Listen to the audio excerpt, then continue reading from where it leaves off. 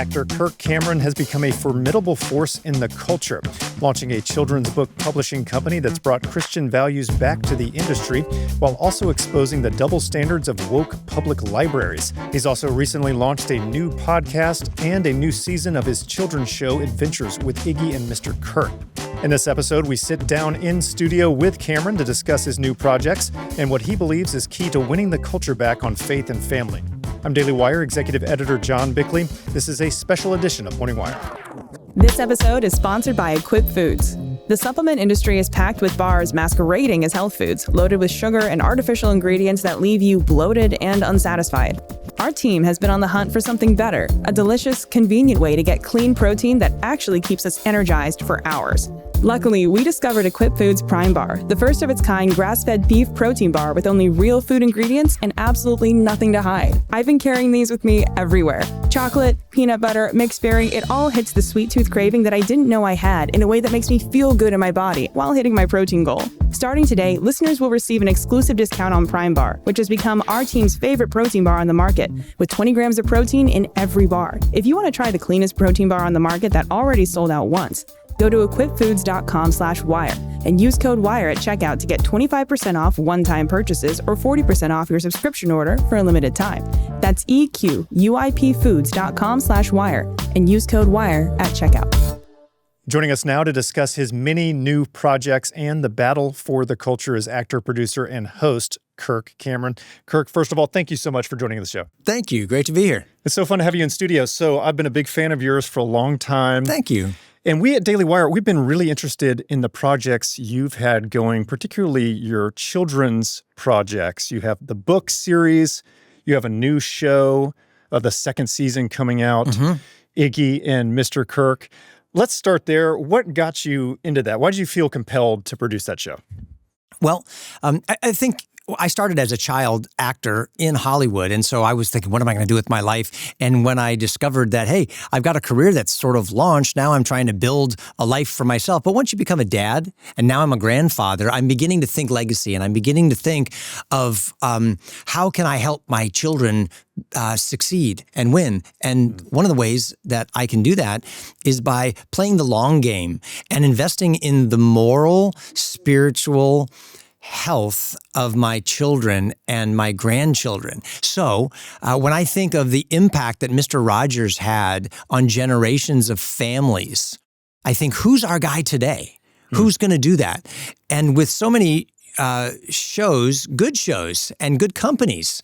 And I think of Disney and I think of Nickelodeon and I think of others. And they sort of like bend with the political winds or the moral winds. I think, who's going to stay true to that North Star set of values that leads to kids' blessing and protection? And I'm like, if not me, then who? And I've got an opportunity, so I'm going to start writing children's books and making children's television shows and partnering with people who are committed to the cause.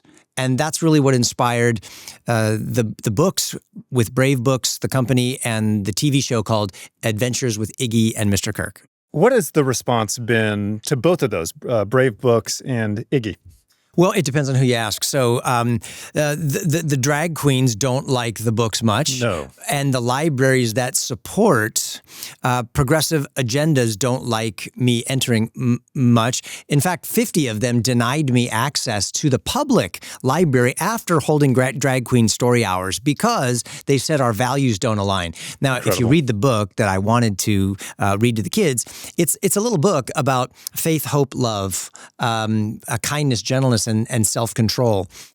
I'll get over my offense in a second and we can continue here. And I thought the rules were like diversity, equity, and inclusion. Why do you exclude me? Why not diversity of thought and instead of this monoculture that the kids are getting? And when we went to the libraries, because they realized they were going to get into legal trouble if they didn't let me in, thousands of parents and grandparents showed up and said, thank you.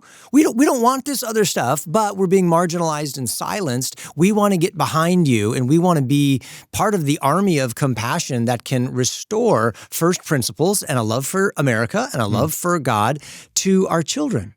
And the accusation here, or the suggestion, is that if you have a Christian worldview, it's inherently discriminatory. What's your counter to that? Well, every view is inherently discriminatory, particularly the DEI view, particularly the progressive inclusive view, as I experienced. So I've been run over by the tolerance bus several times. If someone's coming at you with a sign that says, love everybody, be careful. They might whack you over the head with it. So what we need to do, I think, is just be honest about the fact that there's good and evil in the world. There are ideas that lead to liberty and blessing, and then there's ideas that don't. I think it was Stalin who said something like, ideas are more powerful than guns. We don't let our people have guns. Why then would we let them have ideas?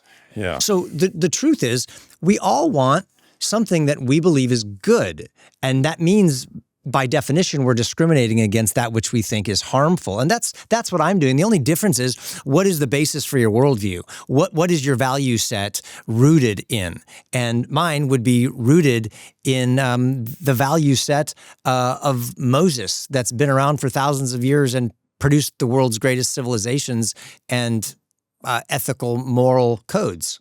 That would make sense, you would think, to a lot of people. You'd think, and we've known that for a long time. Yeah. It's just that, every now and then we forget, and we have to be reminded. So you said, look, you saw, and we covered this extensively when this was happening with you in these libraries. We saw the footage of the people lining up to get in. You've seen a lot of support for that. How is that operated in terms of behind the scenes or connections to other organizations and things? How does that play out in terms of getting the message out? I guess I could say that when somebody takes a stand, I think of Riley Gaines, and I think of what happened with her and the competition.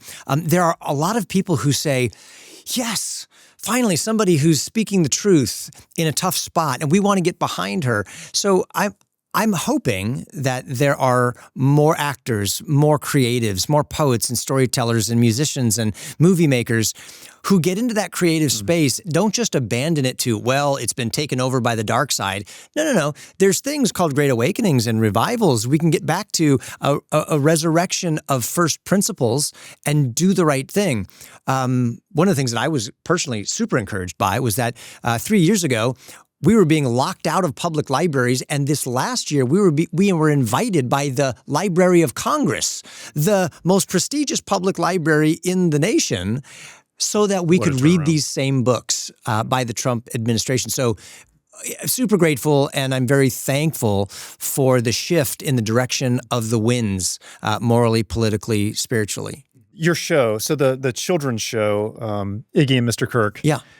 Totally delightful. We've created Bent Key, so we're very interested in children's content. And there's a philosophy at the heart of the show, it seems like to me, that is it's sort of like a learning through imperfection, mistakes, how children learn. What is the sort of driving philosophy of how you organize an episode?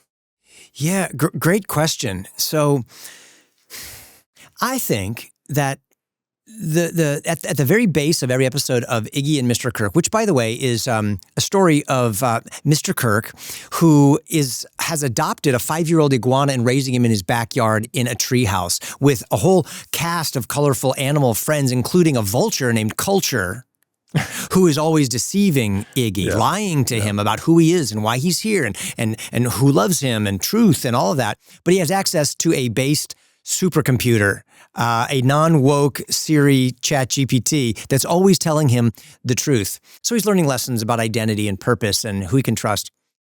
We want kids to be able to identify with Iggy as a 5-year-old, 6, 7-year-old and say, I struggle with that same thing.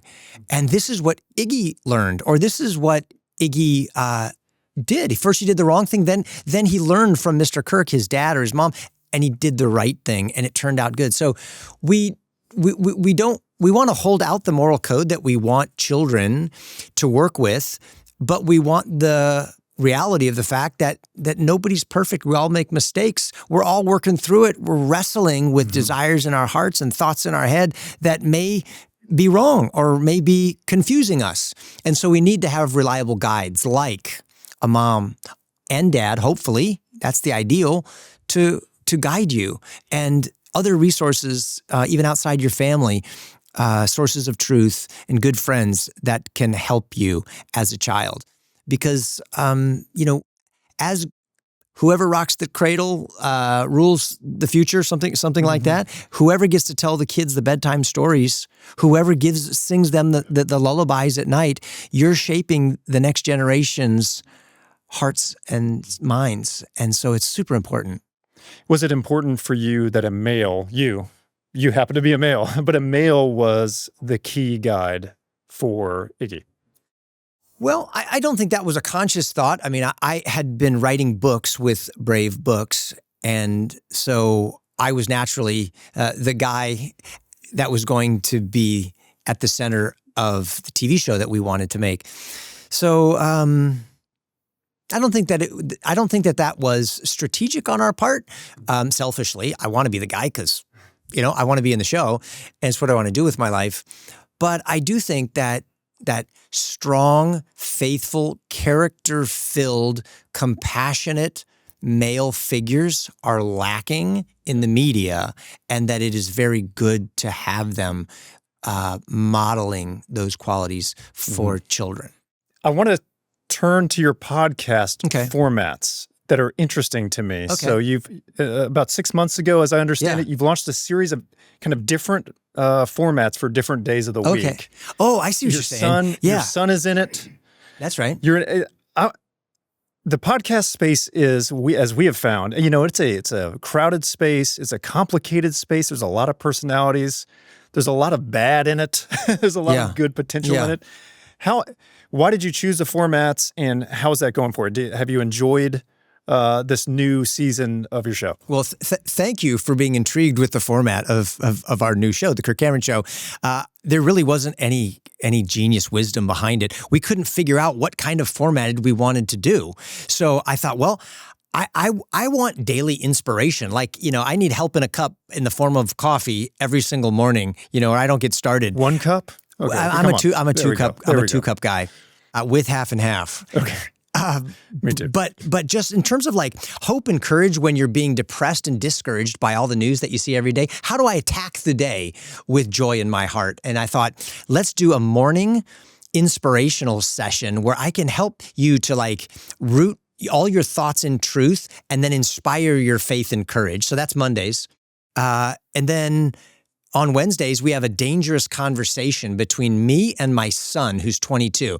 So we just brought up the other day, like how AI is affecting relationships, and dudes are now marrying their chatbot because she's just so much more understanding and encouraging than his last girlfriend, right?